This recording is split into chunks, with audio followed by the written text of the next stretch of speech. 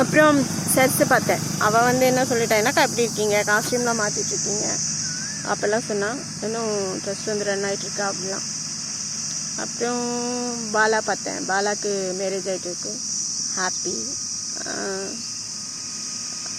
சந்தோஷமாக இருந்தது. ஏன்னு தெரியல எனக்கு. அதுக்கப்புறமா என்ன ஆச்சு, நல்லா இருந்தது இந்த மொமெண்ட்டை.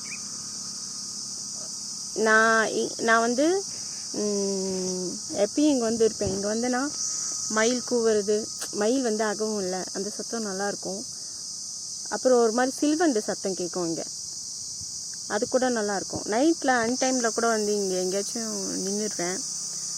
இன்றைக்கி வந்து லேசாக கருப்பாக மேகம் மூட்டமாக இருக்கா. நாளைக்கு பௌர்ணமியா, நாளைக்கு திருவண்ணாமலை போவேனான்னு தெரியல. நான் நாளைக்கு போவேன், 11ஆம் போவேன்னு நினைக்கிறேன். போவேன், ஆனால் ஆட்டோவில் போவேன். ஆட்டோவில் போயிட்டு 15ஆம் வந்து எக்ஸாம் எழுதிட்டு அதுக்கப்புறம் தான் வருவேன். அவ்வளோதான் கதை. ஓகேவா, பாய், டாட்டா.